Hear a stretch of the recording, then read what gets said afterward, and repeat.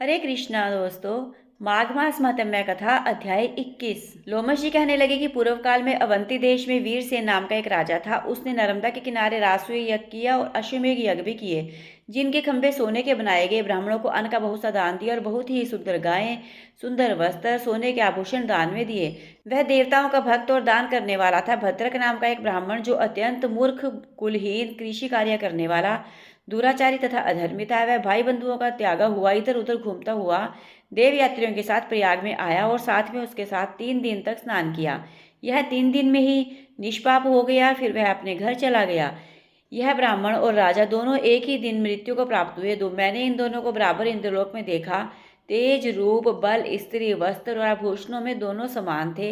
ऐसा देखकर उनके महात्म्य को क्या कहा जाए। राजसूय योग करने वाला स्वर्ग का सुख भोग कर फिर भी जन्म लेता है, परंतु संगम में स्नान करने वाला जन्म मरण से रहित हो जाता है। गंगा और यमुना के संगम की हवा के स्पर्श से ही बहुत से दुख नष्ट हो जाते हैं। अधिक क्या कहूँ, किसी भी तीर्थ में किए गए पाप माघ मास में स्नान करने से, प्रयाग में स्नान करने से नष्ट हो जाते हैं। मैं पिशाच मोचन नाम का एक पुराना इतिहास सुनाता हूँ। इस इतिहास को यह कन्याएं और तुम्हारा पुत्र भी सुने, उससे इनको स्मृति प्राप्त होगी। पुराने समय में देवसूति नाम का एक बड़ा गंभीर और वेदों का पारंगत एक वैष्णव ब्राह्मण था। उसने पिशाच को निर्मुक्त किया था। वेद निधि कहने लगे कि वह कहाँ का रहने वाला, किसका पुत्र, किस पिशाच को उसने निर्मुक्त किया। आप विस्तार पूर्वक यह सब कथा मुझे सुनाइए।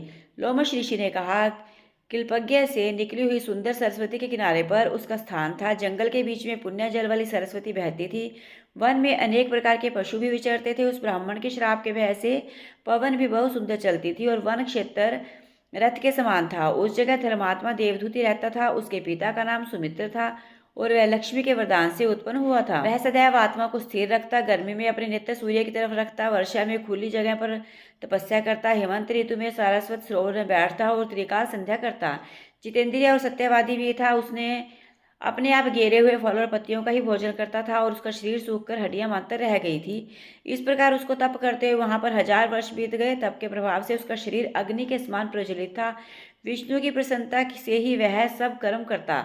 दधीचि ऋषि के वरदान से ही वह श्रेष्ठ वैष्णव हुआ था। एक समय उस ब्राह्मण ने वैशाख महीने की एकादशी को हरि की पूजा कर उनकी सुंदर स्तुति तथा विनती करी। उनकी विनती सुनकर भगवान उसी समय गरुड़ पर चढ़कर उसके पास आए।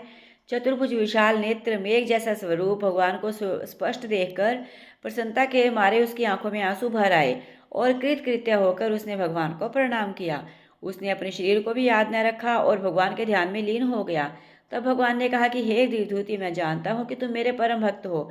मैं तुमसे अधिक प्रसन्न हूँ, तुम वर मांगो। इस प्रकार भगवान के वचन सुनकर प्रेम के मारे लड़खड़ाती हुई वाणी में कहने लगा कि हे देवाधिदेव, अपनी माया से शरीर धारण करने वाले, आपका दर्शन देवताओं को भी दुर्लभ है। अब आपका दर्शन भी हो गया, मुझको और क्या चाहिए। मैं सदैव आपकी भक्ति में लगा रहूं। भगवान उसके वचन सुनकर कहने लगे कि ऐसा ही होगा, तुम्हारे तप में कोई बाधा नहीं पड़ेगी। जो मनुष्य तुम्हारे कहे गए स्तोत्र को पढ़ेगा, उसकी मुझ में अचल शक्ति होगी, उसके धर्म कार्य सांगीपांग होंगे, उसकी ज्ञान में परम निष्ठा होगी। बोल श्री विष्णु भगवान की जय। तो दोस्तों, कैसी लगी आपको ये 21वें अध्याय की कथा? अगर अच्छी लगी तो प्लीज़ वीडियो को लाइक करें, चैनल को सब्सक्राइब करें, वीडियो को अपने सभी सोशल अकाउंट्स पर शेयर करें। हरे कृष्णा, राधे राधे।